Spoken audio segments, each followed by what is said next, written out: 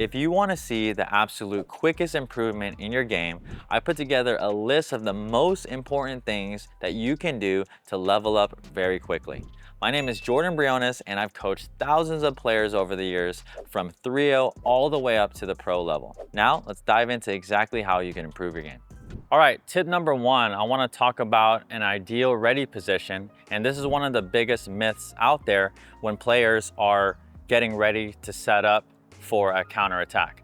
When we're up at the line or when our opponents are driving the ball at us, a lot of people think that your ready position should be way out front so you can meet the ball out here. If you watch all the pros, doesn't matter who you watch, you will see them in more of a relaxed position. Their elbow will be slightly bent and their paddle is a lot closer to their body than players actually think. In this position, it allows me to actually push out on that ball and punch that ball with force. If I was way out here, I'm going to actually have to take it back and then push it out. So that takes way more time. This is why you'll see the best players in the world get set up in this relaxed neutral position with their grip very close to their belly button here. Tip number two, this is a small little change, but it is an absolute game changer, especially when you implement it in your game. When you are hitting the return, whether it's the forehand or the backhand side, you have to hit the return with some momentum coming in. If you don't, you're going to get stuck in transition and on the defense. Here's what it looks like if I hit the ball without momentum coming in and then I'm actually going to the net.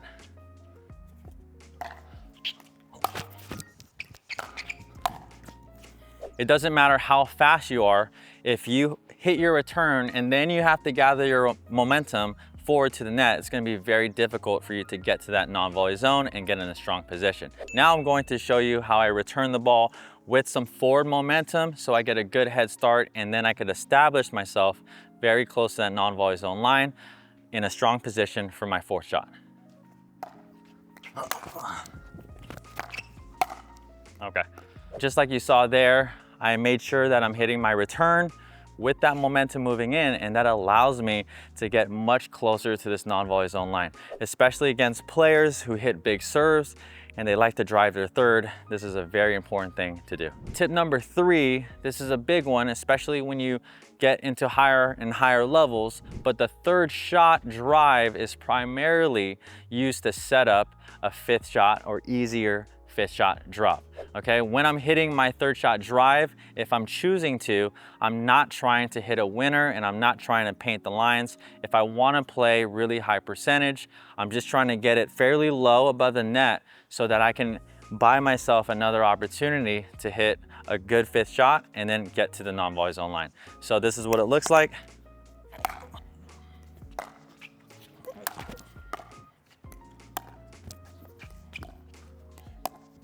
Okay, so you saw an example there. That was actually a really deep return, but I didn't overhit my drive.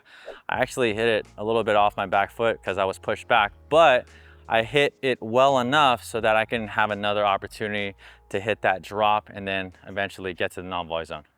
Really quick, if you're gaining value from this video, we'd really appreciate it if you hit that subscribe button.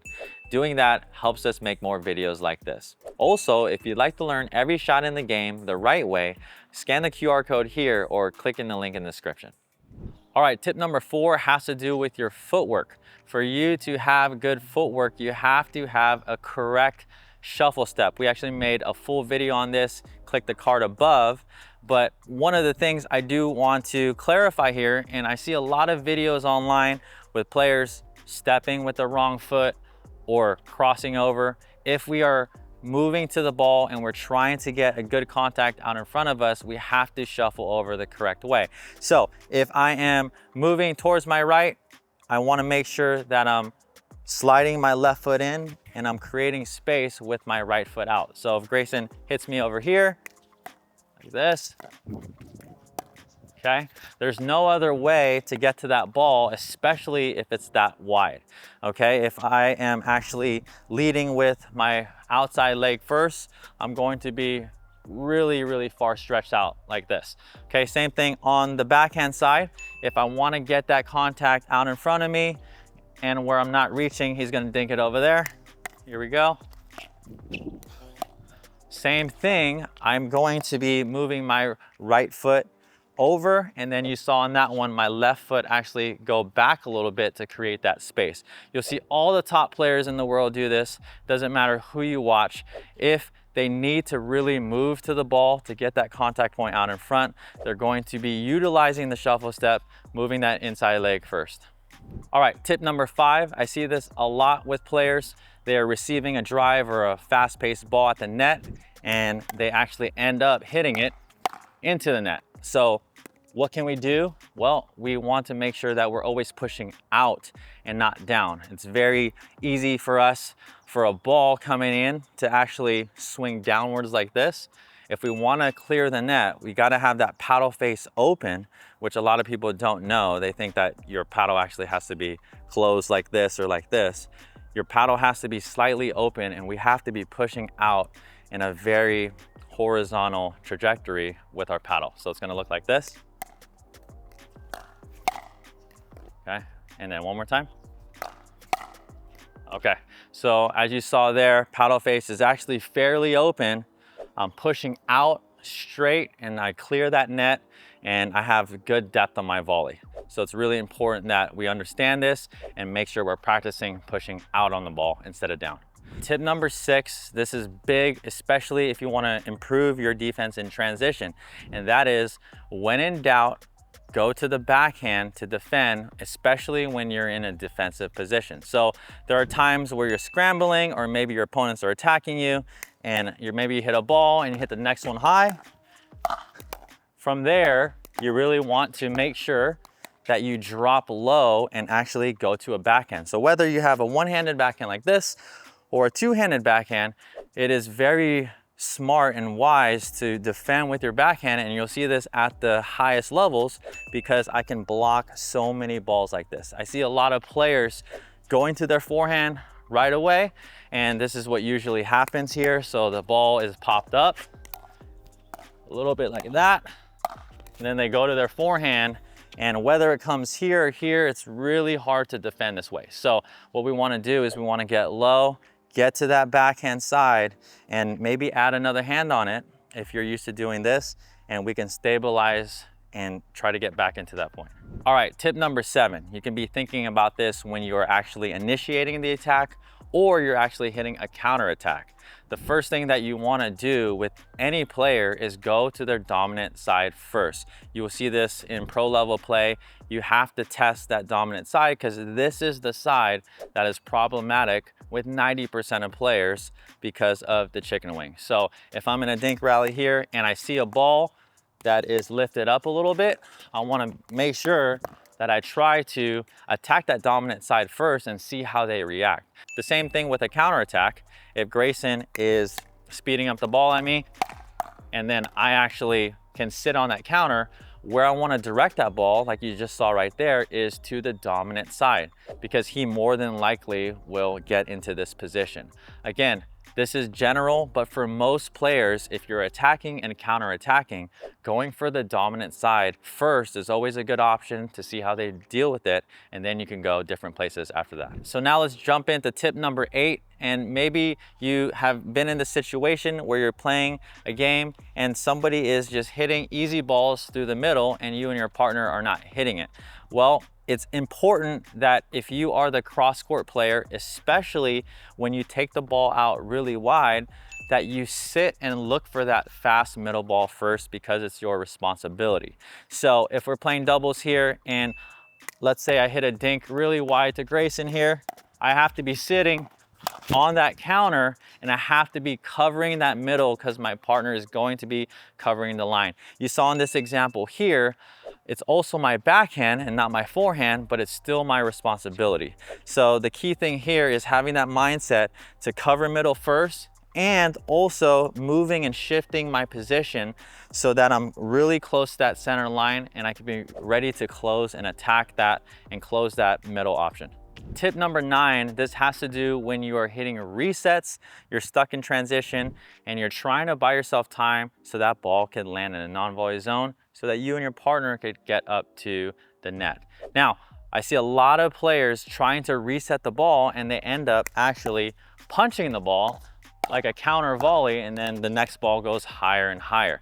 If we want that ball to be able to land perfectly in that non-volley zone, instead of having this counter punch volley, which is very horizontal, we have to lift up with our shoulder.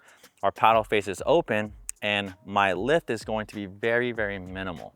So here's what it looks like if I'm actually using that lifting motion here from mid-court, lifting it up, and I'm hitting really, really softly with that lift, okay? So my grip is very light and I'm down low, and I'm utilizing this very, very minimal lift motion instead of actually pushing out and punching like a counter volley. Okay, so let's hop into tip number 10. This has to do with adding extra power on your serve. This is a super easy one to implement. I see lots of players, no matter how your service motion is, kind of just serving, and that's kind of what it looks like, right? There's no momentum moving in. If we look at the best servers in today's game, a Pickleball, you even look at Ben Johns, and a lot of other pro players today, they are actually finishing inside the court. And this allows them to use their full body weight to add that extra power. And if you aren't doing that, you're actually giving up some power. So it's going to kind of look like this. I'm going to take my same service motion, and I'm going to make sure my weight is really moving forward towards my target, and I could actually finish inside the court. Just make sure that you back up if that return is deep again. But again, this is an easy tip to implement. Make sure that when you're serving, you have your weight transferring forward, and it's definitely okay to finish inside the court. You just gotta make sure that you prep for the very next ball. Tip number 11, this is very, very simple, but most players never do this, and that is actually practicing your returns. Before you skip to the next tip, you probably miss 1, 2, 3 returns per game, depending on your levels. Ace, ace.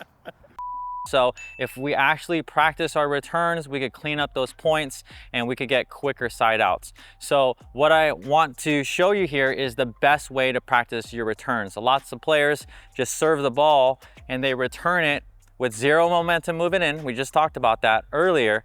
And they kind of just hit the ball back. What I want to do when I'm practicing my returns is I play it out to the 4th shot. So I want to make sure that I'm hitting that return with my momentum moving in, and then I'm actually split stepping and stopping before the 3rd shot is hit. So it's gonna look like this. Grayson's gonna serve it. There's my return. Okay, all right. So this allows me to really practice that momentum moving in. Sometimes my returns may be deep, sometimes not. And I'm also going to practice on stopping before they hit their 3rd. This is huge. If you practice your returns just for 5 or 10 minutes a day, you're going to win so many more points. And also, you're going to not give your opponent free points. Tip number 12, I want to talk about hitting more aggressive dinks and staying away from hitting dead dinks. Obviously, we know if we hit a dead dink like this, our opponent could easily speed it up and we can be in a defensive position. But what we want to do is obviously focus on aggressive dinks. Now, we talk about spin, top spin on our channel a lot, but I want to let you know that even if you don't have that technique right now, you can still be really aggressive with your dinks as long as you push them to the non-volley zone line. So here, me and Grayson are actually going to be hitting some really aggressive dinks without hitting a lot of topspin. We're actually going to be hitting more of a shovel or a push, but what you're going to see is that these balls are penetrating to that non-volley zone line, forcing us to make a decision to either take it out of the air or step back and create some space.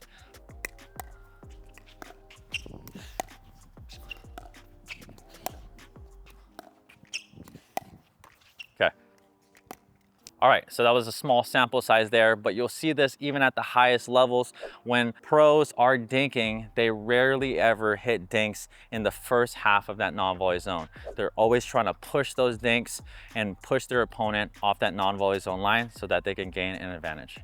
Okay, tip number 13, and this is more of a mindset tip, but as I am practicing my resets and my defense, In this transition zone, a lot of times I will get a ball that's above waist level and I wanna be able to attack it. So yes, I'm going to reset any ball that's kind of at that knee level or below, but when I get a ball that's waist level or above, I wanna stay in that aggressive mindset. So let's say I'm hitting my third and then I'm coming in and this is my fifth shot. If I get one a little bit high, I wanna make sure that I'm actually aggressive and attacking. Okay, so Grayson's going to hit me a little bit of a high ball and I'm going to actually see that ball. It's gonna be above that waist level and I'm going to try to be aggressive and attack. Okay, so yes, we should be resetting if the ball is low, but again, we have to be looking for those opportunities to look to attack, especially when the ball's up here, and we're seeing that more and more in today's game, especially in the transition zone.